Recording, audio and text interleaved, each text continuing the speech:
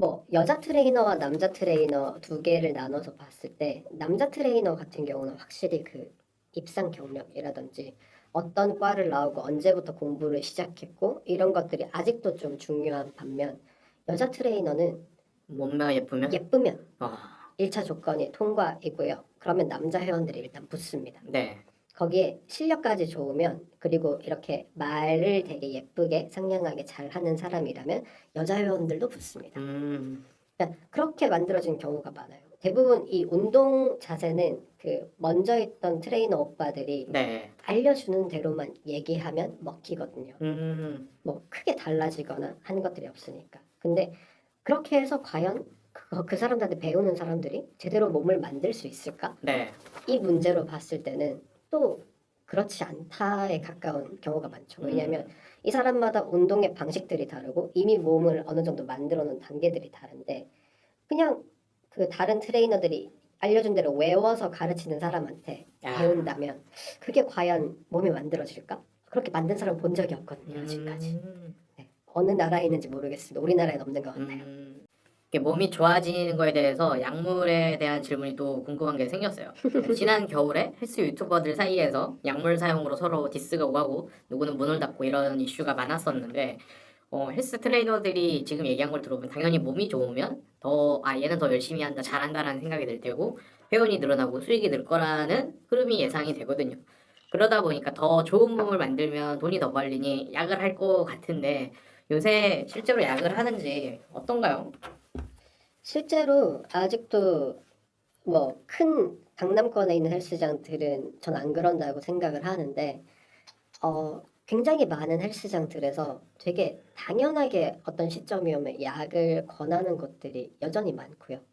그거는 지금도 당연히 일어나고 있는 일들이고 그리고 약을 쓰는 이유를 한번 생각을 해봤을 때 저는 개인의 어떤 비뚤어진 욕망, 욕심이라고 생각을 해요.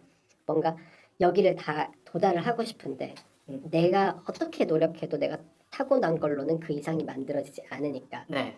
그 이상의 것을 얻기 위해서 내 몸을 파괴하면서까지도 그걸 하는 거죠. 근데 그런 것 같아요. 원래 몸이 예쁘고 약을 써서 더 예뻐진 사람의 경우에는 그 본인이 트레이너라면 그걸로 충분히 돈을 벌 수 있다고 생각을 하는데 대부분 엄청나게 많이 망가져요. 그 유튜버 분들 중에도 아시겠지만 약을 써서 막 온 얼굴이 퉁퉁 붓고 막 이렇게 몸도 막 거북이 등딱지처럼 이렇게 막 배도 이렇게 나오고 직맹 같은 경우 유명하잖아요. 뭐 그죠? 호자가 되었다. 직맨이나 뭐 박승현이나 이런 네. 사람들 보면 왜 쓰나 싶거든요. 근데 그 사람들은 그렇게 해서 자기가 무게를 좀 더 치고 그걸 통해서 뭔가 이렇게 자기 몸을 만드는 게 예쁘기 때문에 하는 네. 것 같고 근데 이렇게 하지도 않으면서 그러니까 제가 이런 사람들은 자기 욕망 때문이라고 생각해요. 약을 쓰는 이유가.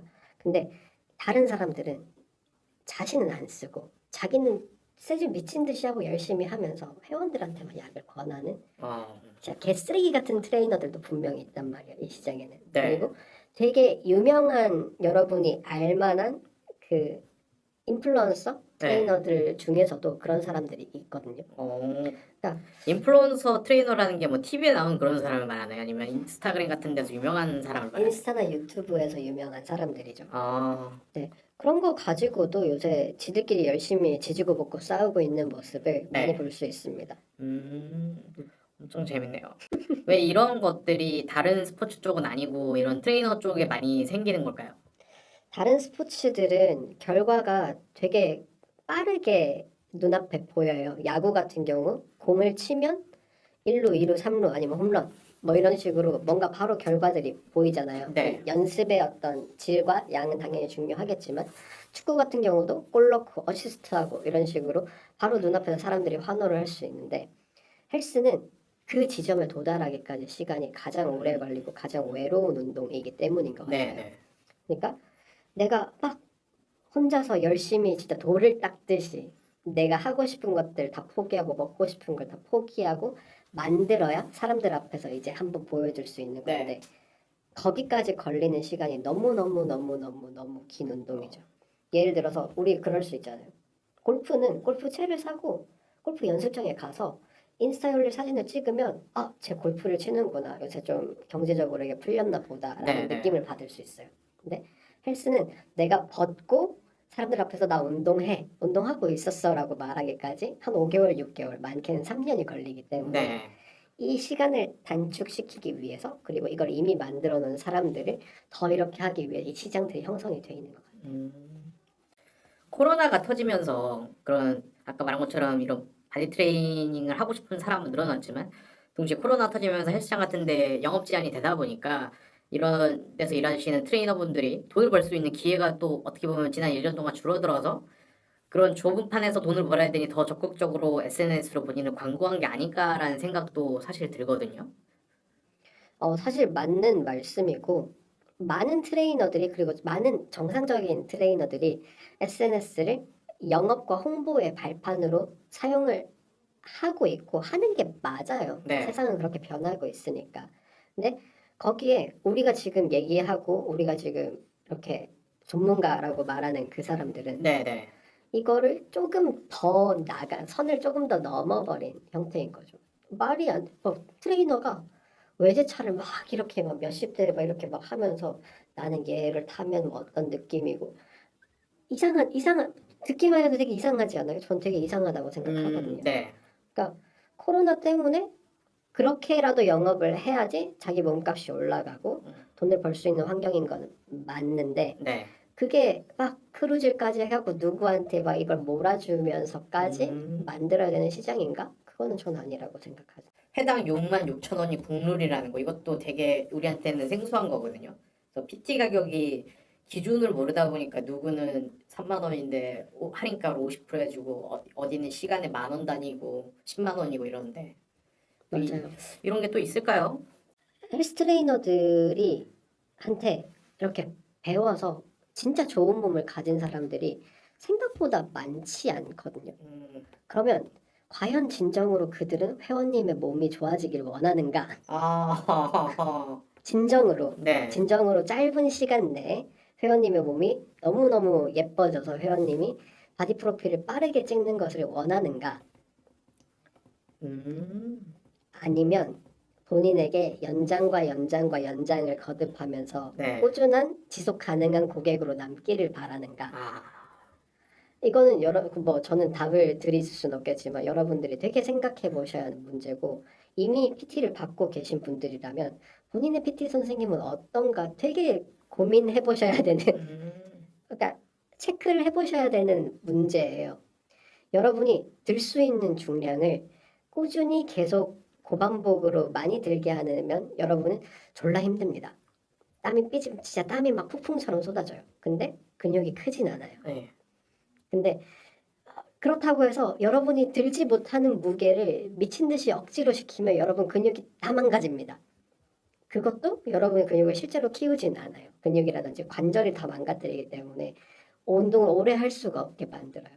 그러면 이 사이에 어딘가에서 진짜 과학적으로 배운 사람들이 이것들을 잡아서 여러분들을 여러분의 목적지로 끌어올려 줘야 되는데 여러분이 지금 받고 있는 PT가 실제로 그러고 있는지 그리고 그 PT 선생님한테 받는 사람들의 몸이 그 받기 전에 비해 얼마나 좋아졌는지 네. 이런 것들은 꼭 보셔야 되는. 그런 걸 요구하면 되나요? 선생님한테 선생님 받은 분 중에 뭐 비포 애프터 사진 보여주세요 해도 되는 거예요? 그러니까 저는 제가 추천을 드리는 거는 여러분이 조금 큰 헬스장 그리고 좀 PT 트레이너가 많은 헬스장을 다니면서 한 3개월에서 5개월 정도는 여러분이 개인 운동을 어떻게든 배우면서 하시면서 어떤 트레이너가 어떤 고객들을 PT를 하고 있는지를 꾸준히 보시는 게 좋아요. 아, 그런 식으로. 네. 근데 PT샵 같은 경우는 일단 너무 갇혀 있고 거기는 어떻게든 소개를 받는다든지 집 바로 앞에 있는다든지 이렇기 때문에 좀 그 검증이 힘들죠. 네. 그래서 저는 제가 늘 고민하는 포인트는 여기거든요. 과연 우리 선생님은 나의 좋은 몸을 원하는가? 하는 아하. 포인트. 그래서 이 포인트는 여러분이 한번 충분히 고민해 보셔도 될 만한 포인트인 것 같아요. 네, PT를 할 때 여러 소식통을 통해 듣는 얘기는 PT는 몸을 좋게 해주는 게 아니라 운동하는 법을 배우는 거니까 일정 시간이 지나면 스스로 운동을 해야 된다 보통 얘기를 하는데 이 이상적인 답변인 건 알겠어요. 근데 실제로 이렇게 하기 어려운 것 같은데 그렇다면 보통 운동하는 법을 나에게 맞는 운동하는 법을 PT 선생님한테 배우는 데는 어느 정도의 시간이 걸릴까요? 사람마다 다른데 진짜 운동을 아무것도 모르는 상태에서 내 몸에 어디에 힘을 주는지도 모르는 사람들이 있어요. 뭐 저도 그런 사람 중에 하나였고 그런 사람들의 경우에 한 5개월에서 8개월이 걸릴 겁니다. 그 5개월에서 8개월이 주당 1회라고 생각했을 때일까요? 아니면 아니 주당 2회에서 3회 이상을 아, 받았을 때 5개월에서 8개월. 그러니까 5개월에서 PT로 따지면 한 80회에서 90회 정도의 비용이 드는 거겠죠. 25에서 30회 30주네요. 거기에 주 2회로 잡아보면 네, 한 8, 50회에서 90회. 60회 한 70시간 정도는 드려야 된다는 얘기네요. 네. 그렇게 하면서 그것들을 본인이 운동 일지에 다 기록을 하면서 오늘은 어디에 자극이 왔고 어떻게 내 몸이 움직였다, 어디에 집중을 하라고 했다. 이런 것들을 다 깔끔하게 적는 기준으로 그 시간이에요. 그렇군요. 오늘 또 트레이닝 시장에 대해서 궁금한 게 있었는데 또 답변해 주시는 게스트분을 모셔가지고 재밌게 짧게 얘기를 들어봤습니다. 또 궁금한 게 있으시면 여러분들 댓글 남겨주시면 좋겠습니다. 전문가를 조지는 전문가는 유튜브와 팟캐스트에서 들으실 수 있습니다. 오늘 나와주셔서 감사합니다. 감사합니다.